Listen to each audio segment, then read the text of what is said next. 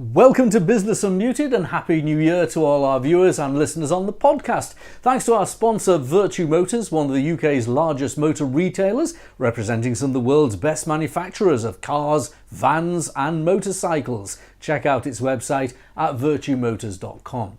I'm Graham Robb, owner of Recognition PR, and I'm feeling very positive about the coming months, and I hope you are too. Business is busy in our business, and it's the type of work that, with promotional activity and strategic PR advice, is at the forward indication of the economy. If the predicted recession was likely to be acute, my business, Recognition PR, would be quiet, but we're not. We have in excess of 70 clients from a range of sectors and all different sizes, and they seem to be all busy with solid plans for growth. The negative predictions in the media don't seem to be shared by the people at the front line of business that I'm doing business with. Now, 2023 does present difficulties for the economy at a macro level, but there are few businesses that I've come across who believe their own enterprise doesn't have the power to navigate the obstacles in the way. 30 years ago, I remember asking one of my long-standing clients, Duncan Bannatyne, if he was worried about high interest rates. At the time, they were in excess of 12%. He said that complaining about the economy or interest rates was like a sailor complaining about the swell of the sea. You just needed to use your skill to plot the course to your destination. So welcome back after Christmas, and I urge you to keep positive and not to fear the worst. Business is not for the faint-hearted, but the spirit of enterprise and a buccaneering approach to problems lies within us all. In the studio today, we've got Margaret Bradshaw, Mags, who's the Managing Director of Red Button Marketing, and also she helps SMEs to build their marketing brand by training them in marketing. We also have Simon Hartley from Be World Class, a sports psychologist and coach who brings experiences with Olympic medalists to the business sphere. Down the line, we have Gareth Smith of Hilton Smythe Group, a UK-wide business advisory service that helps businesses and people to buy and sell their enterprises and also to grow them. So that's our team to talk today. I'm going to start with you, Simon. Be World Class. What a great name for a business. Are you optimistic as this new financial year starts? Yeah, I'm optimistic, but I think it's because I'm realistic, honestly. The media has a tendency to paint things with one brush and exacerbate things. So it's either very, very good or very, very bad. And the truth is often in the middle. Sometimes things are slightly better than at other times. But I completely agree with the philosophy of Duncan Bannatyne, which is that, the sea might change, but how we navigate it is critical. Absolutely. And if we're confident with what we're doing, with our plan, with our approach, there's a very good chance we'll get through. Yeah, you can't complain about the weather. In Britain, if you don't like the weather, wait 5 minutes. Yeah, that's right. Yeah. Mags, how do you feel as you start the calendar and business year? Well, do you know what? I have to say I'm picking up on your word of positivity, because that's exactly how we feel. And I agree with you, Simon, actually. I think that I think it's a case of how you kind of plan and navigate. But we're feeling really excited. I've got to put it out there and say that we really are. And we're getting that vibe from the clients that we're working with. Because it's about, I think, that thinking and just sort of thinking of that little bit more, maybe cleverly, if that's the right word, and using what's at their fingertips, really, which is actually their people. Absolutely. In the best way to support their business, Okay, and let's round off with Gareth Smith from Hilton Smythe. Now, your business buys and sells businesses, so how's it feeling? Yeah, I think, again, sort of echoing the sentiment that it's very positive for us. We've got some fantastic growth plans over the next year. And moreover, we're seeing that through a lot of our clients as well. We're seeing year-on-year turnover increases and generally positivity despite, I think, what you might see in the news. Let's talk about you first then, because your business, I say buys and sells business, you actually are more like a business estate agent, I suppose. If someone has a business for sale, they might market it through you, or if someone wants to invest and buy a business, they might buy it from you. Now, at a very low level, that could be a coffee shop in the Yorkshire Dales. At a high level, it might be a bigger business. But what is the driving force behind businesses coming to the market, and what's the driving force at the moment behind buyers' interest? Yeah, I think the driving force for us and historically has always been retirement, and we tend to find that most of our sort of clients, we work with entrepreneurs, we work with small business owners. So it tends to be individuals that are getting to the point where they want to de-risk, retire, and just generally, slow down a little bit. And I think from a buyer's aspect, look, there's always going to be somebody that wants to invest and see a return on that investment. So if you have a good business that's profitable and it's returning money, you will inevitably find somebody that's interested in taking that off your hands. Now, on this panel today, myself included, there are no first-timers on business. We've all got a bit of experience. And so we've seen interest rates much higher than they are now. The media narrative is all about high interest rates. Now, if I wanted to buy a business that was on your books, quite often I'd have to finance it. How does the current level of interest rates affect the financing that's available and people's appetite to actually take the loan? I think, inevitably we've seen rates increase. The problem with the media is, they use past events and present them as still to come. So, we're looking at stuff that's happened, and actually interest rates have sort of steadied off. They're not still increasing. And in some instances, we're actually seeing some really good rates, still 4% on commercials, which really hasn't gone up all that much. And so it's not as bad as it's being made out to be. It's more difficult to get the funding in some respects.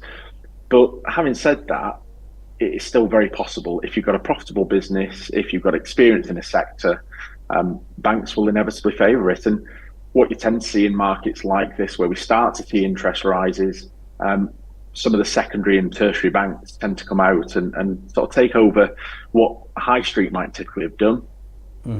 Your secondary and tertiary lenders will. So that's where we as brokers, when we do finance brokering deals, tend to really come to the fore, in that we have access to those banks and lenders. In the 21st century, in 2023 now, compared to 20 years ago, 10 years ago, not only are the rates different and lower, but the availability of different types of finance is more widespread. But you didn't have 20 years ago the level of peer-to-peer lending you've got now. You didn't have as much private equity in the small business sector.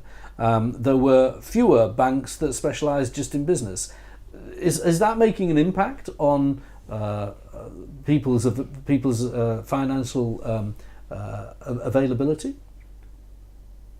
Yeah, I think, wherever you have competition in the marketplace and different products, it opens the door to better rates and better terms, because ultimately lenders make money on lending money. So if we can create a market where you get these additional types of lenders, then absolutely it benefits anybody looking for finance.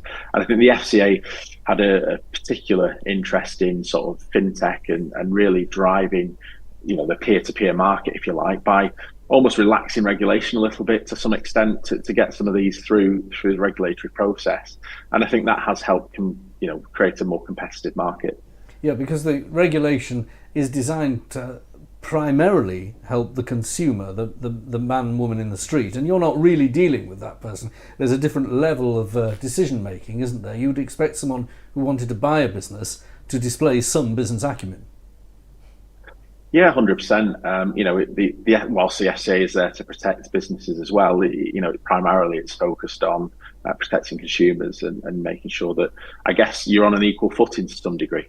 Now, you mentioned one of the impetus for sale was quite often retirement, but there's been a lot of comment about the great retirement in the general workforce, people who've looked at their pension availability, people who've looked at the level of work they were doing in their current roles and retired and maybe looking at a different lifestyle. Is that driving the purchasers of the businesses that you're selling as much as the sellers of the businesses that you're selling?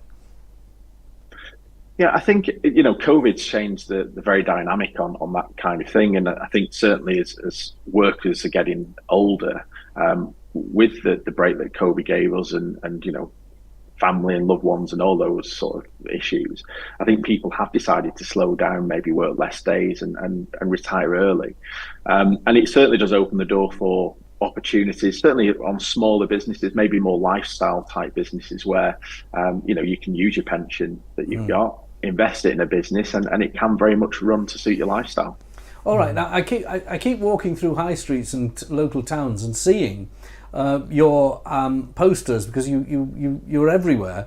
And if you look on your website, you can see a range of businesses, as I say, from coffee shops to more larger enterprises available to buy. Just one last comment on town centres. It strikes me there's been a lot of comment about London and large cities and the exodus of workers from large cities, but the beneficiaries of that have been towns, provincial towns. We're broadcasting this from Darlington, and I've never seen as few for sale or to let signs in Darlington Town Centre as there have been this Christmas season. Yeah, I think there's definitely pockets and areas of the UK which perhaps are less fortunate in that respect. But, generally, I think that there is still an appetite for local business and for local high streets. And more so with people working from home a lot more of the time now. Even if you are required to go into the office 1 or 2 days a week, there's still a lot more working from home. And so it is promoting local business. And so I think that will continue, and it's just really a change in dynamic from your traditional town centres to more local pockets, I guess. Okay. Mags, let's bring you in, and feel free to chip in, Gareth, if you want. I know you're down the line, but do chip in. So you've got a business that helps people to market their businesses, and you've got a bit of a unique selling point, because there's a platform attached to it as well, isn't there? Tell us about it. Absolutely. So what we do at Red Button Marketing and Training is we train people in businesses in a very powerful and sort of sustainable process, if you like, that supports the marketing. So we're training in a process that joins people and activity to drive business growth. And then the backup is that they get use of an online tech platform called My Marketing Button for a further, between 1 and 12 months, depending on what training they have. So I think what's great is being able to deliver some training that visually brings the team together, can see what marketing is in their business, bring ideas and attach it to something. It's a bit like having loads of hats and throwing them on the floor and not putting them on a hat stand. It kind of doesn't make sense. So we're really keen to kind of attach people's ideas, thoughts and activity to something that actually is about driving business growth. So, I know you work with professional services, accountants, solicitors, architects firms, people like engineers, this. Professional services. And quite often those services, the owners of the business are focused on their trade or craft, not on marketing their business. Exactly. I think we find a really interesting question, we ask it in all of our training, is what do people think marketing actually is? And what do you tend to get? We get a whole stack of different answers, I can tell you. We've had everything from someone saying, we do a leaflet drop, and then someone else says, well, we've got a website, and then someone else says, I asked Betty on reception to do a couple of Facebook posts on her lunch break. And I find the range of answers fascinating, because if 10 people in a business and in a team, so you're saying, like, say, accounting or professional services, they're busy doing the do, So if all of those people in that team have a different understanding of what the process of marketing is in the first place, I see that as an interesting, perhaps, opportunity or challenge to have then same page thinking. Because if marketing is the process that will drive the growth of a business, if 10 people think it's something different, that to me flags an issue. Because how can we all work together then for the greater good? So very interesting. Quite often in a smaller business, people don't have the same elevator pitch of what their business is, do they? Yeah, and if you say to people, why? So I think we found that so refreshing in workshops we've done, and one just last week with an engineering firm that was about 9 or 10 of them in the team.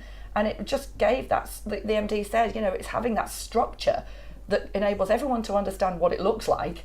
And then, we're quite emotional driven as well, in terms of we think, people are amazing, which I just think people are amazing in business. And you are a people person, we love people. Yeah, absolutely. And I think it starts there with the marketing of any business, to be honest with you. Now, Simon, you're here to give inspiration. Now, we're looking to you. You're a sports psychologist. Now, I talked about Olympics at the beginning, but actually you've been involved in football, Premiership Rugby Union, motor racing, first-class cricket. What can you say to someone in business that you would say to someone in sport? Where is the link? The link is, and it took me an embarrassingly long time to find this out, that everybody's a human. So whatever applies to an athlete or a sports team applies to an entrepreneur, onto a teacher, onto an architect. It doesn't really matter. The common denominator is, if you're a human being, this stuff applies.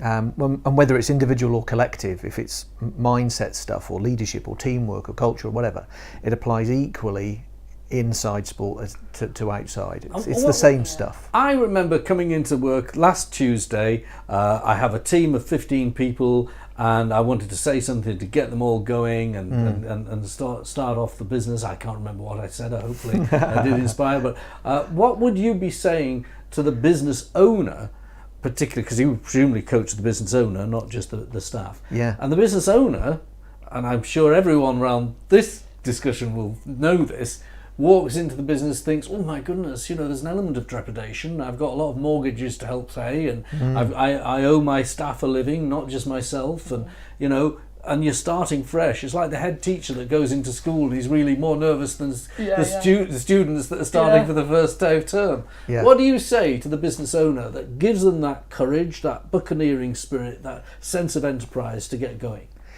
I've noticed with lots of people taking on huge challenges, and I've studied people who are the very best in the world and have taken on enormous challenges, and you ask them how they got through it, and most of them said, at the outset, I didn't know how I was going to do it, but I knew why. And that's what powered us through. Why? Yeah, yes, absolutely. Destination. And so there are a couple of questions that I think get sort of overlooked in business. We almost assume people know the answer, so we don't talk about it. And there are 3 questions that I advocate get asked time and time and time again. What are we trying to achieve here? Why does that matter to us? Why is it important? Why do we care about this? And how are we going to do it then? And most people come in at the how are we going to do it without looking at the first 2.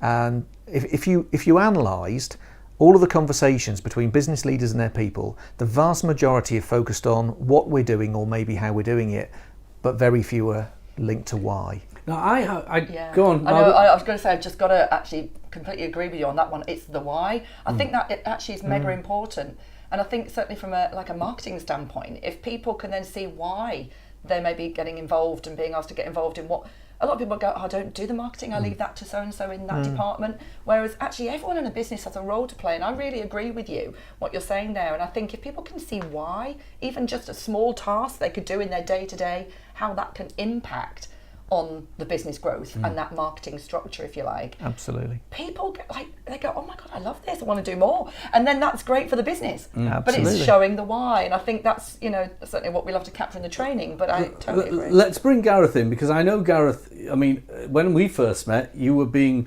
your business was identified by one of the large international banks as one of the great enterprises in the Northwest, because you're based in the Northwest. Now, hands up, who's actually had a business coach? Who uses a business coach? I put my hand up. I actually do use a business coach. What about you, Gareth? Do you use a business coach? Yeah, I think it's very important, and I think any business that really wants to gain some momentum should really consider it. I think one of the really big things for me as a business owner, I guess, with that hat on, is that whilst you can be self-motivated, who's holding you to account, and who's helping you with that direction, and just challenging, is that the right thought? Is it the right direction? And so anybody that wants to grow a business, get the right business coach on board that challenges, critical friend, it's good challenge. That's what you want. That's exactly right. Now, I have a business coach. I speak to him once a month. I'm very disciplined about it as well. And he sometimes puts a bit of steel in my backbone to actually find where it's like therapy, but without the psychotherapy bit. Yeah. Do you find you have that sort of relationship with your clients, Simon? Yeah, and one element of coaching that I think is particularly useful is, by definition, we can't see our own blind spots. If we could, they wouldn't be blind spots. Other people can see them because they've got a different perspective. But they also can bring some slightly different experience to the table. And I think, people run out of gas. Sometimes they run out of enthusiasm, or they hit the same problem time after time after time, and they start to think, how on earth do I get past this then? And that other perspective, the viewpoint that you get from somebody with some different experience can be incredibly useful, just help you unlock that door and get through. Okay, so I'm going to close on you, Simon. What tips or attitude would you suggest that people who run businesses, particularly SMEs that might be watching this, should adopt? Here we are a week into the new year, to insulate themselves from the bad news that's particularly on the broadcast television and focus on the mission in hand. How do you maintain the focus? My sanity check always comes through understanding what I can control, and focusing on controlling those things you can control. The vast majority of the human population worry about the stuff they can't control rather than focusing on the things they can control. And if you look at, for example, outcomes are not in our control, but processes absolutely are. So what do we need to do? How can we do it better? If we focus on those things, then usually we find a way through whatever the challenge is in front of us. Well, it's been great having him on, hasn't it? I was going to say, this is great. This is I'm great. loving this. We're all feeling better for the new year. We've got a process. I'm loving this. Well, Gareth, Simon, Mags, thank you for joining us on the thank first you. Business Unmuted of the new Brilliant. year. Thank Do you. keep following us on different platforms from our audio podcast. Do like and subscribe to it, or follow the live stream on a Wednesday, or the video, which is on YouTube and also on the North East and Yorkshire Business Network on LinkedIn over each weekend. We'll see you next week.